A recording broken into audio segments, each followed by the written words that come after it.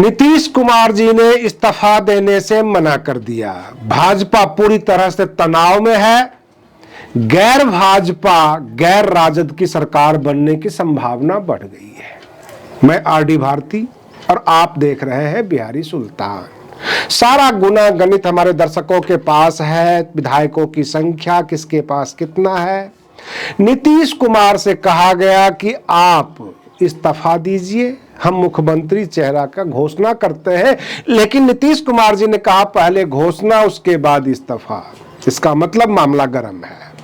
अगर आप हमारे चैनल पर आ गए हैं तो 5 मिनट रुककर पूरा वीडियो देख लीजिए। बहुजन समाज पार्टी ने कितना बड़ा कमाल किया है। 50 से 57 सीट पर जो कमाल किया है, उससे महागठबंधन के जो नेता हैं समीक्षा बैठक में ये कह बैठे कि 55 सीट कांग्रेस को देने के बजाय अगर बसपा को दे दिए होते तो ये दिन देखने को नहीं मिलता। बड़े हंगामे हुए, लाठियां चली, झगड़े हुए। लालू प्रसाद यादव जी अपमानित होकर वहां से गए। ये तमाम चीजें निकलकर सामने आई है। हमारे दर्शक हमारे चैनल को बहुत ज्यादा सपोर्ट कर रहे हैं। आपसे यही उम्मीद है। हमने QR कोड और फोन पे नंबर लगा दिया है। सबसे बड़ी बात यह है कि बिहार की राजनीति में जो गुना गणित निकल कर आया है, यह उत्तर प्रदेश की राजनीति को बहुत ज्यादा प्रभावित करती है। और उस हिसाब से जब हम देखते हैं तो 200 से ज्यादा सीट पर बसपा उत्तर प्रदेश में भी पूर्ण बहुमत में आ सकती है, जबकि 201, 202 में ये सरकार बना सकते हैं।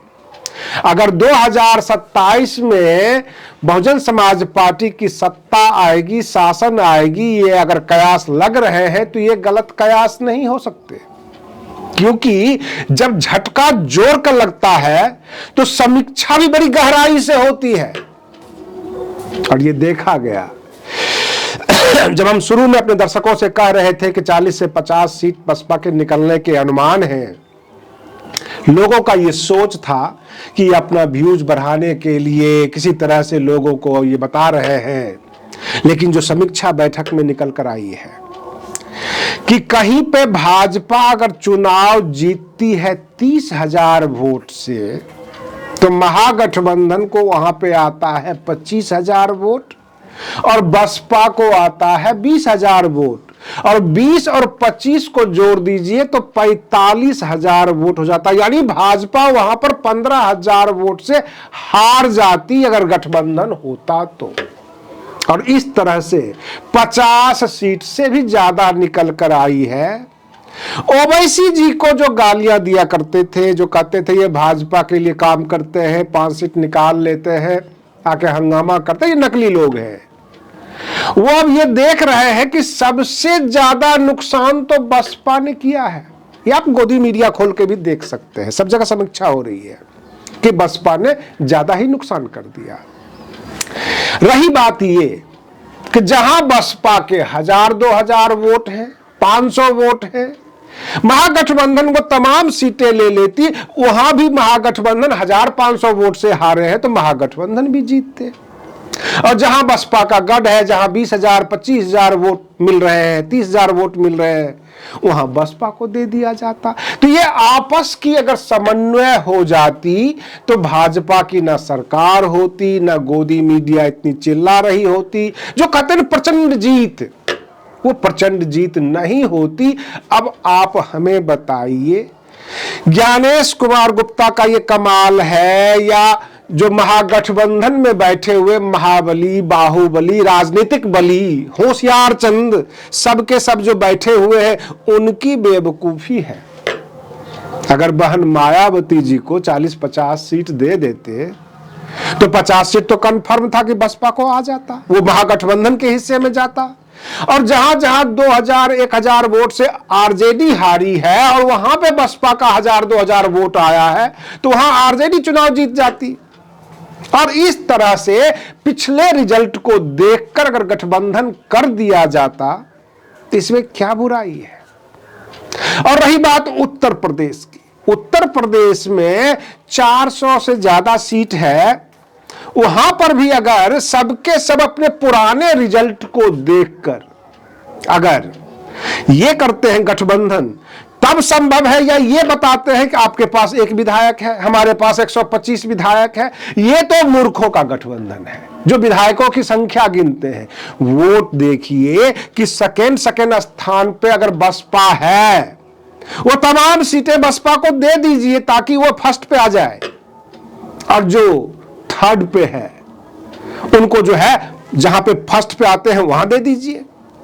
मेरा कहने का तात्पर्य है, भाजपा कहीं से भी मजबूत नहीं है। चुनाव जीती है संख्या बल के हिसाब से, आंकड़े के हिसाब से। इनके आपस की लड़ाई में ये अपना ही घर को बर्बाद कर रहे हैं। कहने के लिए स्टेज पे अपनी फेस बचाने के लिए कहते हैं हम 85% हैं। 85% में एकता नाम की चीज नहीं है। 85% कह के अपनी कुर्सी बचाते हैं, कुर्सी पे हम बैठेंगे। बहुत सारे विश्लेषक ये कह रहे हैं कि प्रधान का भी सीट इन्हें ही चाहिए, विधायक का सीट भी इन्हें ही चाहिए, सांसद भी यही बनेंगे, तो सब कुछ यही बनेंगे, तो हम इनके पीछे क्यों चलेंगे? हम अपना कैंडिडेट खड़ा करते हैं। और बसपा ने कैंडिडेट खड़ा करके अपनी ताकत दिखा दिया। 1.49 था पिछले चुनाव में, इस बार 1.62% हो गया। चुनाव का वोट प्रतिशत बढ़ा, ये तो हिसाब चलता है 0 पॉइंट में, लेकिन जो वोटों की संख्या हमने देखी है हर जगह है। आरजेडी 3000, 4000, 3000, 4000, 5000 वोट से हारी है, और वहां पे बसपा को वोट मिले हैं 20000, 25000। इसका मतलब ये 25000 वोट अगर उस आरजेडी के कैंडिडेट के खाते में चला जाता तो आरजेडी चुनाव जीतती और भाजपा चुनाव हार जाती, जदयू चुनाव हार जाती। ये तो इन नेताओं को सद्बुद्धि दे कि आप अपनी अकड़ छोड़िए, बहन मायावती जी के पास जाइए, समझौता कीजिए, जो वो सीट देते हैं वो सीट ले लीजिए। दूसरी बातें एक और हमने समीक्षा में ये देखा है, क्योंकि जो मैं समीक्षा करता हूं केवल वोटों की संख्या देखकर नहीं, मेंटलिटी देखकर। जहां पे बसपा का 20,000 वोट है, वो 20 के 20 है, 20 से 19 हो सकते हैं, 20 से 21 हो सकते हैं, 20 से 15 नहीं हो सकते, क्योंकि वो कैडर वोट है, वो बंधे हुए वोट है। चाहे कोई भी शासन सरकार हो, चाहे बहन मायावती जी कितनी कमजोर हो जाए, वो वोट कहीं नहीं जाएगा। लेकिन भाजपा, जदयू, आरजेडी, कांग्रेस जो महागठबंधन वाले हैं, इनका वोट फ्लेक्सिबल होता है। ये बढ़ेगा तो खूब बढ़ेगा, घटेगा तो खूब घटेगा। ये इनके बंधुआ कह सकते हैं, कैडर वोट नहीं है। तो इसलिए महागठबंधन इंडिया अलायंस वाले घमंड करना छोड़कर बहन मायावती जी के शरण में आ जाएं कि आपका तो बंधा हुआ है, बोलिए आपको कितनी सीट चाहिए, 50, 55, 100। हमें ये भाजपा रूपी जो काल खड़ा है सामने, इसको हटाना है। इसको हटाने में आप हमारी मदद कीजिए। मैं तो ये भी कहता हूं, इन हालात को देखकर, समीक्षा को देखकर इंडिया अलायंस वाले, महागठबंधन वाले बहन मायावती जी के सामने आवेदन कर दें। इस आवेदन को आप स्वीकार कर लीजिए, क्योंकि इनकी अकड़ अब ढीली हो गई है बिहार के चुनाव के रिजल्ट के बाद। समीक्षा में हमने देख लिया है, क्योंकि आप केवल बसपा के 5000 या 10,000 या 20,000 वोट देखते होंगे।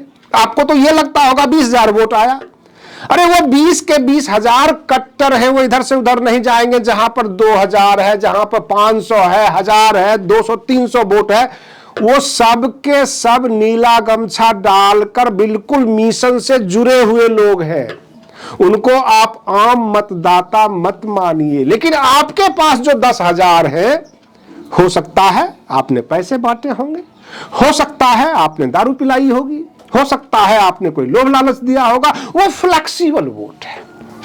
अगर इस नजर से बैठकर देखा जाए, गठबंधन किया जाए, तो भाजपा पूरे देश से उखड़ जाएगी। कारण ये तमाम नेतागण और हमारे कुछ बेवकूफ राजनीति को पसंद करने वाले कई बार दर्शक भी आ जाते हैं, जो कहते हैं इनका तो एक विधायक है, आप इनको कहते हो 50 सीट देने के लिए, आप इनको कहते हो 200 सीट देने के लिए।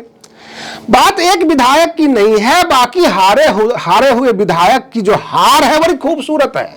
आप ये तो देखिए, एक जो जीता है उसकी जीत बड़ी टफ है। सतीश यादव 30 वोट से जीते हैं। आपके नजरों में तो वो जीत है, लेकिन वो जीत कितनी टफ है ये भी देख लीजिए।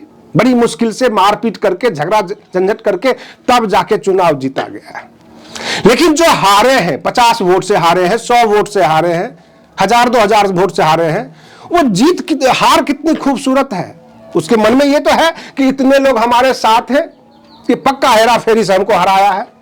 वो अपनी हार स्वीकार करने को तैयार नहीं है। इसलिए बहुजन समाज पार्टी के कार्यकर्ता, जो समर्थक हैं, जो बिहार में फिलहाल वो 50 सीट पर अपनी हार को स्वीकार करने को तैयार नहीं है। वो सीधे कहते हैं हमारे पास 50 सीट आई है, मुझे हराया है, मुझे तो हेरा फेरी किया है। ये और बात है कि पिंटू यादव और सतीश यादव, उनके पास उनके कार्यकर्ता लठ खा लिए होंगे या लठ बजाए होंगे, तब जाके उनको चुनाव जीता। हम थोड़ा सा लठ में कमजोर पड़ गए, लेकिन चुनाव तो हम जीते हैं। सबका यही कहना है। रही बात यह कि महागठबंधन के भी नेता कहते हैं कि यार कांग्रेस में लोंग लटका हुआ है, कांग्रेस के बजाय आप बसपा को पकड़ लेते तो आज हमारी ये हालत नहीं होती, पता नहीं क्या आकर है। और कांग्रेस के बारे में खबर बता दूं, इनके 6 विधायक हैं, 5 विधायक तो क्लिक मोड में है, तो भाजपा की तरफ जाएंगे, जदयू की तरफ जाएंगे या कहां चले जाएंगे। मैं बहुजन समाज पार्टी की तरफ इसलिए नहीं कहूंगा क्योंकि तिलमिली लग जाती है लोगों को, कहते हैं कि एक ही विधायक, उनको बस एक दिखाई देता है। लेकिन संगठन बसपा का कितना मजबूत हो गया है, इशारे कितने जबरदस्त हैं, क्योंकि अगला टारगेट जो है उत्तर प्रदेश है और लोगों को गुनागनित समझ में आ गया है। बसपा मजबूत थी जो बिहारी सुल्तान चैनल कहती थी, बसपा मजबूत है जो आपने रिजल्ट देखा, और आगे भी बसपा अच्छी मजबूती से उत्तर प्रदेश में उभर रही है। मैंने आपको बता दिया, क्योंकि यादव वोट का भी परसेंटेज आ गया है कि बिहार में कितने हैं और यूपी में कितने हैं। माय समीकरण का भी मतलब निकाल दिया गया कि मल्लाह प्लस यादव, ना कि मुस्लिम प्लस यादव, और तमाम मुस्लिम मतदाता बसपा की तरफ झुक गए हैं। आज के लिए बस इतना ही। आप बने रहिए बिहारी सुल्तान चैनल पर। हम फिर मिलते हैं अगले वीडियो में, तब तक के लिए धन्यवाद।